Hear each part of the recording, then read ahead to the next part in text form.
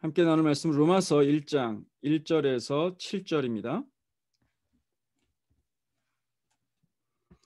로마서 1장 1절에서 7절. 제가 말씀 읽겠습니다. 예수 그리스도의 종 바울은 사도로 부르심을 받아 하나님의 복음을 위하여 택정함을 입었으니 이 복음은 하나님이 선지자들을 통하여 그의 아들에 관하여 성경에 미리 약속하신 것이라. 그의 아들에 관하여 말하면 육신으로는 다윗의 혈통에서 나셨고 성결의 영으로는 죽은 자들 가운데서 부활하사 능력으로 하나님의 아들로 선포되셨으니 곧 우리 주 예수 그리스도시니라. 그로 말미암아 우리가 은혜와 사도의 직분을 받아 그의 이름을 위하여 모든 이방인 중에서 믿어 순종하게 하나니 너희도 그들 중에서 예수 그리스도의 것으로 부르심을 받은 자니라. 로마에서 하나님의 사랑하심을 받고 성도로 부르심을 받은 모든 자에게 하나님 우리 아버지와 주 예수 그리스도로부터 은혜와 평강이 있기를 원하노라. 아멘. 예수 그리스도의 종이라는 이름으로 우리 전사님 설교해 주시겠습니다. 할렐루야. 오늘 주일날 함께 말씀을 나누게 돼서 감사하게 생각을 합니다. 저는 앞으로 이렇게 설교의 기회가 주어질 때마다 로마서의 말씀을 가지고 함께 말씀을 나누고자 해요. 오늘은 첫 번째 시간인 만큼 먼저 로마서의 개론적인 부분에 대해서 잠시 말씀을 드리도록 하겠습니다. 다 아시는 것처럼 로마서는 바울이 로마에 쓴 편지죠. 서신서라고 부르죠. 신약 성경의 많은 부분을 차지하고 있는 바울 서신서 중에 하나입니다. 우리가 이런 서신서, 그러니까 편지를 읽어 나갈 때 그 말씀을 좀 더 정확하게 이해하고 또 그 글을 쓴 저자의 의도를 바르게 알기 위해서 알아야 되는 주요 배경들이 몇 가지가 있어요. 그런 것들을 먼저 잠시 설명을 드릴게요. 먼저 서신을 쓴 사람, 즉 발신자죠. 서신을 보낸 사람과 그 편지를 받는 사람, 수신자죠. 를 아는 것이 편지를 이해하는 데 있어서 도움이 됩니다. 예를 들어 만약 제가 우리 담임 목사님께 편지를 썼다고 가정을 해보죠. 그러면 그 내용을 읽어보지 않아도 대략적으로 전도사가 담임 목사님한테 편지를 썼다면 뭔가 사역적인 이야기겠구나, 뭔가 보고를 한다거나 뭔가를 이야기하기 위한 사역적인 이야기를 하기 위한 편지겠구나, 이런 것들을 미루어 짐작해 볼 수 있죠. 반면에 제가 만약에 제 아내한테 편지를 쓴다 하면 내용은 조금 더 어떤 사적인 내용이 되겠구나라는 것들을 미루어 짐작해 볼 수가 있어요. 그래서 발신자와 수신자를 알고 그 발신자, 수신자의 관계를 아는 것은 우리가 서신서를 제대로 이해하는 데 도움이 될 수가 있습니다. 그리고 이제 우리가 알아야 될 것이 이제 그 상황을 좀 더 자세하게 알면, 관계뿐만 아니라 그 상황을 알면 조금 더 자세하게 그 내용을 알 수가 있겠죠. 제가 와이프한테 편지를 쓴다라고 가정을 했을 때 제가 뭔가 잘못한 게 있어서 지금 사이가 좀 서운한 상황에서 편지를 썼다라고 생각을 하면 뭔가 내가 사과를 하거나 잘못했다고 뭐 빌거나 뭐 이런 내용들이 될 거잖아요. 혹은 뭐 기념일을 앞두고 있어서 편지를 쓴다고 하면 뭔가 고마웠던 부분을 쓴다거나 그 기념일을 축하하는 내용으로 아마 편지가 진행이 될 겁니다. 그래서 그 관계와 상황을 아는 것들, 우리가 편지를 이해하는 데 도움이 되고요. 그리고 편지의 목적, 편지를 쓴 이유가 뭔가 또 말씀을 이해하는 데 큰 도움이 될 수가 있어요. 상대방에게 감동을 주려고 하는 것인지, 뭐 도움을 구하려고 하는 것인지, 아니면 어떤 불만이 있어서 그 불만을 이야기하는 것인지, 이런 것들을 우리가 분명하게 파악을 하면 그 편지의 내용을 좀 더 잘 알 수 있겠죠. 예를 들어 제가 이제 아내한테 편지를 쓴다라고 가정을 해보죠. 근데 그 편지의 목적이 뭔가를 얻어내기 위한 편지예요. 예를 들어서 좀 아침밥을 차려줬으면 이런 마음을 가지고 편지를 썼다라고 가정을 해볼게요. 저 같으면 그러면 저 편지 앞부분에 좀 밑밥을 깔 것 같아요. 여보 나랑 결혼해줘서 고맙고 사랑하고 여보 함께 살아가는 것이 나에게 너무 큰 행복이야. 그런데 혹시 아침밥을 좀 차려줄 수 있을까? 이렇게 썼다고 이야기를 해본다면 앞의 이야기는 사실 그렇게 중요한 얘기가 아니에요. 정말 중요한 건 뭐예요? 아침밥을 차려달라. 요거죠. 그 편지를 쓴 목적을 분명하게 알고 있으면 그 쓴 내용에 제대로 된 의미를 우리가 파악하는데 도움이 될 수가 있죠. 그럼 로마서는 어떤 목적과 어떤 관계 속에서 쓰여졌는지 우리 로마서의 개론적인 부분에 대해서 잠시 이야기를 하겠습니다. 먼저 발신자는 바울이라고 명확하게 본문이 밝히고 있어요. 1절에 보면 예수 그리스도의 종 바울은 하면서 자신을 밝히고 있는 모습을 볼 수가 있죠. 수신자는 책의 이름처럼 로마에 있는 교회입니다. 본문에서는 교회라는 단어를 직접적으로 사용하진 않죠. 정확하게 7절의 말씀에서 이렇게 기록하고 있어요. 로마에서 하나님의 사랑하심을 받고 성도로 부르심을 받은 모든 자라고 기록을 하고 있죠. 로마 교회에 바울이 쓴 편지라는 것을 우리가 명확하게 알 수가 있어요. 근데 로마 교회는 어떤 교회였냐 그런 것들을 좀 살펴본다면 가장 중요한 특징 중에 하나가 로마 교회는 바울이 개척한 교회가 아니다라는 거예요. 사실 대부분의 서신서들은 바울이 자신이 개척하고 목회한 후에 그 지역을 떠나온 다음에 그 지역에다가 편지를 쓴 경우가 많이 있었어요. 그런데 로마 교회 같은 경우는 바울이 세운 교회가 아니었습니다. 누가 로마에 복음을 전했는지 우리는 알 수가 없어요. 또 언제 교회가 생겨났는지도 정확하게 알 수가 없어요. 다만 AD 49년, 예수님이 부활하시고 20년이 채 되지 않은 시점에서 클라우디우스에 의해서 로마에 살던 유대인들이 추방당하는 사건이 발생을 해요. 그런데 그 추방의 원인이 그리스도를 둘러싼 소요 사태였다라고 되어 있습니다. 그러니까 이미 그 시점에는 거기에 그리스도인들이 있었고 기독교인들이 있었다라고 추측을 해볼 수 있죠. 우리가 많이 알고 있는 브리스길라와 아굴라 부부도 이때 로마에서 추방되었던, 그래서 고린도에 가서 바울을 만나 바울과 동역했던 사람들인 것들을 우리가 알 수가 있죠. 이 추방 사건이 그 로마의 교회에 굉장히 큰 영향을 미쳤어요. 처음에 뭐 누군가는 가서 거기다 복음을 전했겠죠. 아마도 오순절 성령강림 때에 베드로의 설교를 듣고 회심한 사람들 중에 일부가 아닐까라고 짐작을 해보는데 어쨌든 그들이 가서 거기서 복음을 전했어요. 그리고 복음을 전함으로 예수님을 믿는 사람들이 생겨났겠죠. 그 안에는 유대인들도 있었을 것이고 이방인들도 있었을 거예요. 그런데 유대인들이 추방을 당했잖아요. 유대인들이 추방을 당하면서 자연스럽게 그 교회는 이방인들 중심으로 교회가 이루어져 갈 수밖에 없는 상황이 됐었겠죠. 그래서 뭐 큰 교회보다는 작은 조직의 교회, 가정교회들이 발전을 했고 이방인을 중심으로 교회가 발달을 해 나갔습니다. 그 후에 이제 그 추방 사건이 지나고 그 후에 다시 유대인들이 돌아왔지만 이 유대인들과 이방인 그리스도인들의 사이가 그렇게 썩 좋지는 않았던 것 같아요. 그리고 그 주도권을 이방인들이 가지고 있었기 때문에 유대인 그리스도인들이 어찌 보면 좀 약자의 입장에 놓여 있던 그런 상황이 로마 교회의 상황이었음을 알 수가 있습니다. 그래서 로마서의 내용을 보면 바울이 이방인의 사도로 우리가 알고 있잖아요. 그런데 유대인에 대해서도 굉장히 긍정적으로 이렇게 쓴 내용들이 좀 있어요. 가령 유대인들의 구원에 대해서 궁극적으로는 그들도 구원 안에 계획 안에 포함될 것이다 라고 이야기한다거나 이방인들보다는 유대인들이 훨씬 이제 익숙한 뭐 아브라함과 같은 구약의 인물들을 들어서 설명한다거나 뭐 이런 것들을 우리가 로마서의 말씀을 통해서 볼 수가 있습니다. 기록 동기, 왜 썼냐 로마서를 잠깐 살펴보면 크게 4가지 정도가 있어요. 이건 간략하게 말씀드릴게요. 첫 번째는 바울이 생각하고 있던 땅끝, 이제 스페인이라고 생각을 했는데 그곳으로 복음을 전하러 가는 여행에 대해서 로마 교회의 지원을 받기 위해 편지를 썼습니다. 두 번째로 예루살렘 교회에 헌금을 전달하려고 이제 가야 되는데 그때 일어날 것으로 예상되는 충돌에 대해서 로마 교회의 기도와 지원을 부탁하기 위해서 썼고요. 세 번째로는 바울을 반대하는 유대주의, 율법주의자들이 있잖아요.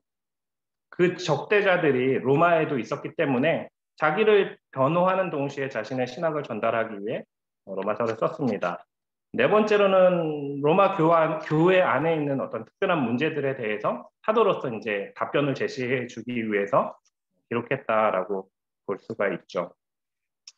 전체적인 구조를 보면 1장 1절부터 15절까지는 서신서에 흔히 나타나는 발신자, 수신자, 기원, 감사의 말, 자기소개 등이 나타나고요. 16절, 17절이 좀 중요한 말씀이죠. 로마서의 기본이면서 핵심 주제가 되는 하나님의 의에 대해서 이야기하고요. 11장까지는 그 주제에 대해서 논증을 하고 12장부터는 그 주제를 가지고 우리가 어떻게 살아가야 되는지에 대해서 기록을 하고 있습니다. 개론적인 이야기는 이 정도로 하고 이제 그 말씀을 한번 같이 자세하게 보도록 하겠습니다. 오늘 읽었던 말씀이 1절부터 7절까지 말씀이었죠. 편지를 쓰는 사람과 받는 사람들, 그리고 그들에 대한 기원, 또 은혜와 평강이 있기를 바라는 마음들을 전달하는 내용입니다. 이게 1절부터 7절이요. 한 문장으로 이루어진 문장이에요. 바울 서신서 중에 제일 긴 문장이기도 하죠. 다른 서신들을 보면 보통은 한 절로 자기소개를 해요. 내용도 보통 사도로 부르심을 받았다. 이 정도 내용으로 자기소개를 간략하게 합니다. 왜냐하면 다른 서신서들은 보통 자기가 이제 개척한 교회이기 때문에 자기를 이미 잘 알고 있는 사람들에게 쓰는 편지라 자기소개가 그렇게 길 필요가 없었을 거예요. 그런데 로마 교회는 바울이 세운 교회가 아니었기 때문에 로마 성도들은 바울에 대해서 잘 모르거나 혹은 알아도 그냥 전에 들은 이야기 정도로만 바울을 알고 있었을 거예요. 그래서 바울은 자기를 소개할 때 처음 만나는 사람한테 자기를 소개하듯이 자기의 이름과 자기가 하는 사역 그리고 복음의 간단한 내용까지 덧붙여서 1절에서 7절까지 자기의 소개를 하고 있는 것을 볼 수가 있어요. 그러면 바울이 자기 자신을 어떻게 소개했는지 이것을 좀 살펴보면서 오늘 좀 은혜를 나누고자 합니다. 바울의 자기 소개에서 제가 좀 주목해서 본 부분이 1절에 나타난 부분이에요. 바울이 자기 소개를 하면서 이렇게 얘기해줘. 예수 그리스도의 종 바울은이라고 표현을 합니다. 오늘 말씀의 제목이기도 한데요. 예수 그리스도의 종이라고 자기를 표현하고 있는 것을 볼 수가 있어요. 여기서 종이라는 표현은 헬라어로 둘로스라는 말이죠. 둘로스. 둘로스는 이제 노예라는 뜻을 담고 있어요. 이 노예라는 뜻을 사전에서 제가 정확하게 찾아봤어요. 우리가 다 알고 있는 의미지만 좀 더 정확하게 뭘 의미하는지를 알기 위해 사전에서 찾아보니 이렇게 기록되어 있어요. 남의 소유물로 되어 불임을 당하는 사람, 모든 권리와 생산 수단을 빼앗기고 물건처럼 사고 팔리던 노예제 사회의 피지배 계급, 인간으로서 기본적인 권리나 자유를 빼앗겨 자기 의사나 행동을 주장하지 못하고 남에게 사역되는 사람. 그러니까 뭐 종합해 보면 자기 뜻이 아니라 자기를 지배 혹은 소유하고 있는 사람에 의해서 행동하는 사람, 심지어 팔릴 수도 있는 소유물과 같은 사람을 바로 노예라고 우리가 부릅니다. 썩 좋은 어감은 아니죠. 지금도 누구의 종, 누구의 노예라고 이야기하면 그렇게 좋은 어감이 아니에요. 그런데 바울이 로마서를 썼던 그 역사적 상황에서도 그 헬라 문화 안에 있었던 그 문화권 안에서도 둘로스라는 말은 그렇게 썩 좋은 어감의 이야기가 아니었어요. 특히 헬라 문화는 자유를 존중하는 문화입니다. 이 자유로운 문화 속에서 나는 종이다라고 표현하는 것은 사실은 자기를 낮추는 얘기예요. 그리고 다른 사람에게 그 얘기를 하면 그 사람에게 치욕을 주는 이야기일 수도 있는 말이 바로 둘로스, 노예, 종이라는 표현이에요. 그런데 이스라엘의 종교적 의미로 봤을 때는 이 의미가 조금은 다르게 쓰이기도 합니다. 이스라엘의 종교적 전통 속에서는 하나님을 주로 표현하는, 나의 주인으로 하나님을 표현하는 그런 전통이 있죠. 그래서 그 전통 안에서 선지자나 위대한 왕, 가령 예를 들면 모세나 여호수아, 다윗과 같은 사람들에게 하나님의 종이라는 표현을 썼어요. 여기서 쓰는 종이라는 표현은 신적인 권위를 위탁받은 지도자들을 지칭하는 말로서 명예로운 호칭이죠. 그러니까 이 둘로스, 이 종, 이 노예라는 말은 세상적으로 봤을 때는 굉장히 치욕스럽고 자기 자신을 낮추는 이야기지만 그 종교적인 의미로 봤을 때, 영적인 의미로 봤을 때는 영광스러운 말이 되기도 하는 것이 바로 이 둘로스, 종이라는 말입니다. 바울은 이 두 가지 의미를 내포하고 있는 이 단어를 통해서 자신을 지금 소개하고 있는 거예요. 자기 자신을 종이라고, 예수 그리스도의 종이라고 고백하고 있는 이 바울의 고백은 그리스도의 복음으로 인한 것입니다. 자신과 그의 공동체, 그러니까 예수님을 믿는 공동체를 공동체의 죄를 피로 속량하셨던 그 예수님에 대한 신학적 믿음을 가지고 이렇게 고백을 하는 거죠. 그리고 그 속죄의 결과 우리가 죄로부터 자유함을 얻게 됐어요. 예수님께서 우리에게 자유를 주셨어요. 그런데 우리가 자유자라고 이야기하지 않고 종이라고 이야기하는 것은 이제 예수님이 주신 그 자유를 가지고 그 주님의 뜻을 따르겠다라는 자발적인 순종의 표현으로 종이라는 말을 사용을 하고 있는 거죠. 1절의 말씀을 보면 예수 그리스도의 종 바울은 이어서 사도로 부르심을 받아 하나님의 복음을 위하여 특정함을 입었다라고 이야기하고 있어요. 자기는 예수님의 종인데 내가 종이 된 나를 하나님께서 부르셨고 하나님께서 복음을 위하여 특정하셨다라고 고백하고 있는 거예요. 이러한 고백을 그의 삶 속에서 이렇게 비춰보면 굉장히 적절한 자기 소개라는 것들이 이해가 됩니다. 바울은 자기 스스로 자기 선택에 의해서 예수님을 만나고 예수님을 믿게 되지 않았죠. 오히려 반대였어요. 우리 지난주 금요일 날 청년들과 그 말씀을 함께 나눴는데 바울은 오히려 기독교인들을 잡아서 박해하기 위한 열심을 가지고 있었던 사람이죠. 그런데 그가 다메섹 도상에 가까이 갔을 때 예수님의 음성을 듣게 돼요. 사울아 사울아 어찌하여 내가 나를 박해하느냐.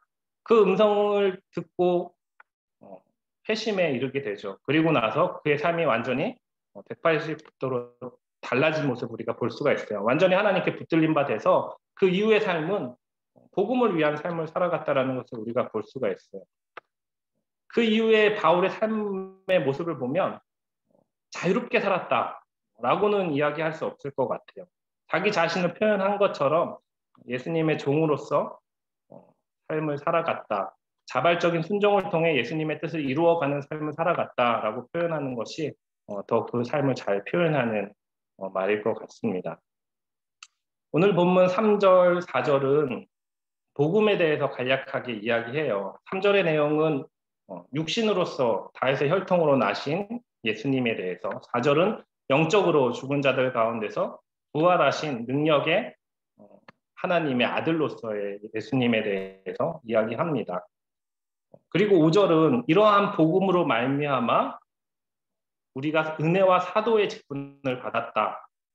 그리고 그의 이름을 위해서 모든 이방인 중에서 믿어 순종하게 했다라고 이렇게 기록을 하고 있는 것을 볼 수가 있죠.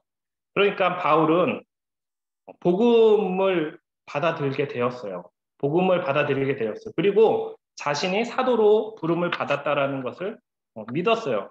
그리고 그 사도로서 행한 바울의 사역이 뭐였냐면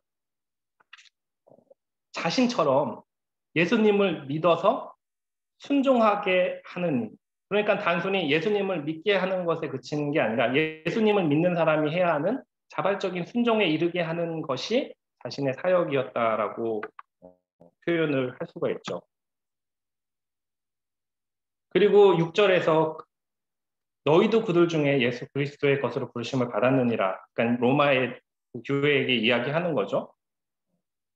여기서 6절에 로마의 교회 분들을 이렇게 표현하고 있죠. 너희도 그들 중에서 예수 그리스도의 것으로 부르심을 받았다. 이 말은 뭐예요? 너희도 예수 그리스도의 것이다. 이 말은 뭐예요? 다시 얘기하면 너희도 예수님의 종이다 라는 것을 표현하게 됩니다. 우리도 예수님을 믿는 자들인 줄 믿어요. 우리도 예수님의 은혜로 예수님이 우리를 만나 주셔서 우리가 믿음을 고백할 수 있는 자들이 된 줄로 믿어요.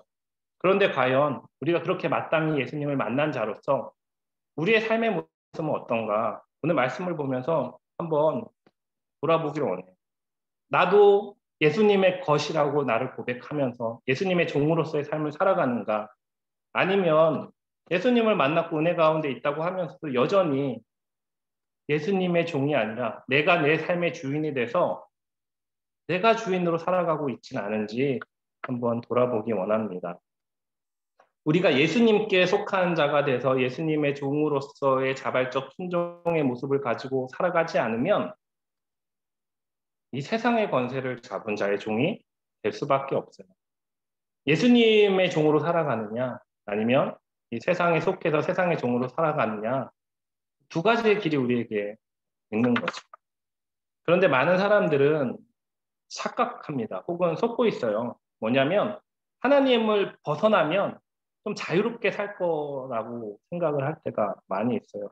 내가 좋아하는 일을 하고요. 내가 유리한 것을 선택하고요. 나 하고 싶은 대로 살면서 자유를 누리면 그게 나의 자유를 누린다라고 생각해요. 근데 이런 생각이 유혹이고 시험이고 또 우리를 속이는 일이죠. 우리가 선택해서 누린다고 생각하는 그 자유가 진짜 자유가 아니에요. 오히려 세상이 정해놓은 기준에 나를 맞추어 가면서 이 세상의 종의 모습으로 살아가는 모습이라는 거예요. 우리는 어느 것 하나 우리의 생각을 선택하지 못하는 경우가 많이 있습니다. 내가 내 의지를 가지고 선택했다고 생각하지만 그 선택한 것이 결국 뭐냐면 이 세상이 만들어 놓은 기준이에요. 이 세상이 만들어 놓은 성공이라는 기준, 이 세상이 좋다고 이야기하는 것들, 이 사회가 이미 만들어 뒀던 여러 가지 가치 중에 내가 골라서 그 중에 하나를 선택한 거예요. 그것은 내가 나를 자유롭게 만드는 것이 아니라 이 세상의 기준에 나를 맞추어가는 과정에 불과하죠. 이러한 사고방식을 추구하는 삶, 내가 세상의 것을 추구하는 삶을 사는 사람들에게 1장 18절, 19절은 이렇게 이야기하고 있어요. 스스로 지혜 있다 하나 어리석게 되어 썩어지지 아니하는 하나님의 영광을 썩어질 사람과 새와 짐승과 기어다니는 동물의 모양의 우상으로 바꾸었느니라 라고 이야기합니다. 우리가 스스로 나는 똑똑하니까, 나는 지혜로우니까 뭐 하나님의 말씀이 아니라 내 생각대로 살아갈 거야, 내 생각에 더 좋은 걸 선택하며 살아갈 거야 라고 살아가는 모습이 어리석은 모습이라는 거예요.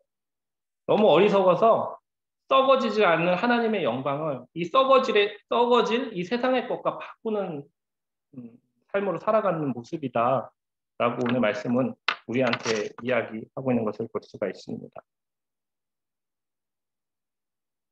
그리고 이러한 자들을 하나님께서 24절의 말씀을 통해 그들을 마음의 정욕대로 더러움에 내버려 두사 그들의 몸을 서로 욕되게 하게 하셨으니 이렇게 기록하고 있는데요. 이러한 자들 하나님께서 그 마음의 정욕대로 더러움에 내버려 두신다라고 이야기해요. 얼마나 무서운 얘기예요. 우리가 우리 욕심대로 살아가는데 하나님이 내버려 두신다. 이것만큼 두려운 말씀이 어디 있습니까? 그러므로 우리는 오늘 1절의 말씀과 같이 바울의 고백, 내가 예수님의 종으로서 살아가야겠다 라는 고백이 우리에게도 있어야 될 것으로 믿습니다. 이것은 나를 낮추는 결과가 아닙니다. 오히려 그분의 사역에 내가 기꺼이 순종함으로 그 사역을 따라가는 영광스러운 말이 될 수가 있는 거죠. 우리가 이러한 삶이 아니면, 그 예수님의 말씀에 순종하고자 하는 그 삶이 아니면 그저 썩어지지 않을 것을 쫓으면서 썩어지지 아니할 하나님의 영광을 놓쳐버리는 삶을 갈 수밖에 없습니다. 여러분은 어디에 속해 있는지 한번 생각해 봤으면 좋겠어요. 정말 나는 예수님의 종이야 라고 자신 있게 이야기할 수 있는지, 아니면 세상에 어디쯤 세상을 따르는 모습이 아직도 나에게 남아있는지, 내가 지혜 있다고 이야기하면서 혹시 스스로 어리석은 자의 삶을 살고 있지는 않은지 우리 한번 생각해 봤으면 좋겠어요.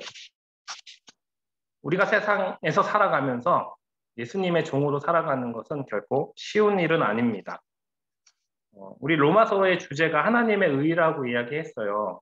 16절, 17절에 잘 나타나 있는 이야기인데, 하나님의 의가 나타나는 것이 바로 예수 그리스도의 복음입니다. 그리고 이러한 구원을 이루는 의, 우리를 구원에 이르기 위하여 나타난 하나님의 의는 모든 사람, 성경에서 이야기하는 헬라인이든 이방인이든 상관없이 모든 사람을 구원에 이르게 해주는 보편적인 은혜를 가지고 있습니다. 우리도 이러한 의를 통해서 하나님 앞에 구원을 받았죠. 우리의 출신 배경, 사회적 지위, 경제적 풍요와 상관없이 하나님의 의로 나타난 그 의로 인하여, 그 복음으로 인하여 우리가 구원받은 자가 된 줄로 믿어요.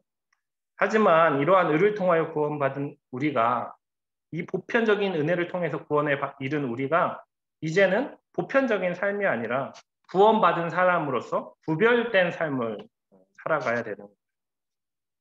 이러한 사람이, 이러한 구별된 삶을 살아가는 사람이야말로 예수님의 종이다 라고 이야기할 수가 있는 거죠. 저에게도 이러한 도전들이 최근에 있었어요. 우리가 이제 예수님 말씀 믿고 살아갈 거야, 예수님의 종으로 살아갈 거야 라고 다짐을 하지만 그것들을 방해하는 것들이 항상 우리 안에 있잖아요. 전 말씀을 준비하면서 생각을 해봤어요. 나는 과연 예수님의 종으로 살아가는데 방해하는 것들이 무엇이 있는가 라는 것들을 생각해봤어요. 그리고 얼마 전에 겪었던 두 가지 도전이 떠올랐어요. 그것에 대해서 잠시 나누도록 할게요. 제가 가장 약한 부분 중에 하나가 뭐냐면 안정된 삶을 추구하는 모습이 저한테 있어요. 이게 뭐 잘못된 건 아니지만 안정된 삶에 대한 동경이 때로는 하나님의 일에 방해가 될 수가 있더라고요. 제가 뭐 엄청난 큰 물질을 바라는 건 아니지만 어려서 하도 어렵게 살아서 그런지 몰라도 그러니까 내가 살아가는데 필요한 것들이 없으면, 최소한의 것들이 보장되지 않으면 굉장히 마음속으로 불안해해요. 그래서 한 달을 살아가는 생활비, 그리고 앞으로 미래를 준비해야 해 나가야 할 약간의 저축할 수 있는 그런 물질이 매달 이렇게 수입이 보장되지 않으면 굉장히 마음이 불안해지더라고요. 그래서 뭐 일도 더 많이 하게 되고 더 많은 시간을 좀 수입을 위해서 사용을 하게 돼요. 그런데 제가 청년부 사역을 맡게 됐잖아요. 청년부 사역을 하면서 저한테 이제 두 가지 도전이 오는 거예요. 첫 번째 도전은 뭐냐면 우리 청년부 모임이 금요일 날 하잖아요. 그런데 금요일 날은 제가 일하는 식당이 제일 바쁜 날이기도 해요. 이날을 내가 빼고 청년부를 위해서 사용한다는 것이 처음에는 쉽지 않은 도전이었어요. 그래서 처음에는 2시간만 뺐죠. 7시에 모임이 시작하니까 6시에 퇴근해야겠다. 8시까지 원래 일해야 되는데 2시간만 뺐어요. 사실 이것도 어려운 일이에요. 저한테는 큰 어려운 게 아니지만 식당 입장에서는 굉장히 어려운 일이었죠. 그래서 처음에는 2시간을 뺐어요. 여기까지는 뭐 오케이. 별로 큰 어려움 아니었어요. 그런데 이 모임을 준비해 나가다 보니까 모임 1시간 전에 와가지고 퇴근하고 와서 이 모임을 인도한다는 게 사실 바람직하지 않다라는 생각이 들더라고요. 그래서 말씀을 준비하는 중에 그게 계속 마음에 걸림이 되는 거예요. 그래서 한 번은 청년부 모임 때 그냥 얘기했어요. 이제 앞으로 금요일날 모임을 빼겠다라고 일을 내가 안 하겠다 이렇게 얘기했어요. 그런데 사실 쉽지 않은 결정이긴 했죠. 제가 주 4일이라는데 그중에 하루를 빼면 4분의 1의 수입이 없어지고 또 식당에다 이야기하기도 되게 곤란하고 뭐 그런 상황이었어요. 그래서 그렇게 그냥 말로 고백해놓고 하나님 앞에 기도만 했어요. 그런데 하나님께서 바로 응답해 주시더라고요. 제가 하나님이 좀 지체하면 제가 마음이 바뀔 것 같았나 봐요. 하나님께서 바로 그 다음날 집사님들을 통해서 그런 이야기들을 자연스럽게 금요일 날은 이제 자유롭게 예배 준비하시는데 집중하시라는 말을 제가 꺼내지 않았는데 우리 식당에 계신 두 분 집사님을 통해서 저한테 오히려 그런 이야기를 해주셨어요. 그래서 시간을 뺄 수가 있었어요. 그리고 이제 금요일 날은 지금 말씀 준비하면서 은혜롭게 보내게 있죠. 두 번째 도전이 뭐였냐면 두 번째 도전은 11조에 관한 거예요. 11조. 작년에 막 여러 가지 어려움을 겪다 보니까 11조 생활을 제대로 못했어요. 그런데 이게 또 계속 마음에 걸림이 되는 거예요. 그것도 말씀을 준비하다가 안 되겠다. 내가 계산기 두드리면서 하나님의 것을 내가 계속 가로채면 안 되겠다라는 생각이 들어서 그냥 11조 마음 먹고 그냥 하고 있어요. 이게 결론적으로 수입은 줄고 지출은 늘어나는 상황이 된 거죠. 그런데 그렇다고 내 생활이 막 어려워졌냐, 막 살기 힘들어졌냐? 그렇지 않거든요. 세상은 그렇게 이야기할지 몰라요. 야, 당장 지금 네가 먹고 사는 게 중요하지. 이게 뭐가 중요해? 야, 헌금도 너 쓸 것 다 쓰고 부르고 해야지. 어떻게 네 쓸 것도 안 써가면서 그렇게 헌금하냐? 너 어리석은 거야라고 이 세상은 이야기할 수 있을지 모르겠어요. 하지만 예수 그리스도의 종으로서의 삶을 살기로 결단했다면 우리는 그 세상의 이야기보다 우리 하나님 앞에 내가 나아가는 걸 방해하는 것을 제거하는 것이 오히려 더 하나님의 은혜 안에 살아가는 길임을 믿게 됩니다. 좋은 예시를 들어줘야 되기 때문에 제가 기도에서 승리한 부분만 이야기했지만 사실 여전히 아직도 많은 부분에 있어서 더 기도해야 되고 아직도 여전히 해결하지 못한 문제들이 내 안에 많이 있어요. 아마 오늘 말씀을 같이 듣고 은혜를 나누는 우리 성도님들 위에도 그러한 마음들이 있을 것이라고 생각을 해요. 그리고 그 싸움을 싸워 나가고 있을 거라고 생각을 합니다. 이때 오늘 말씀을 기억했으면 좋겠어요. 내가 자신 있게 나를 누군가에게 그렇게 소개할 때 예수 그리스도의 종이라고 표현할 수 있었으면 좋겠습니다. 그래서 이 세상에 썩어질 것을 위해서 살아가는 그러한 모습이 아니라 썩어지지 않을 것을 위한 하나님의 영광을 위한 삶을 살아감으로 하나님으로부터 어리석다라는 평가를 듣는 것이 아니라 이 세상 참 지혜롭게 잘 살아갔다. 하나님의 뜻대로 잘 이루어갔다. 내 복음을 위해서 너 희생하는 삶을 산 너의 그 수고를 내가 안다라고 칭찬받는 삶을 살아갈 수 있는 저와 여러분이 되기를 주님의 이름으로 기도합니다. 네.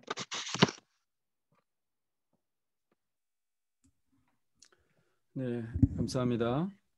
오늘 말씀 생각하면서 같이 기도했으면 좋겠어요.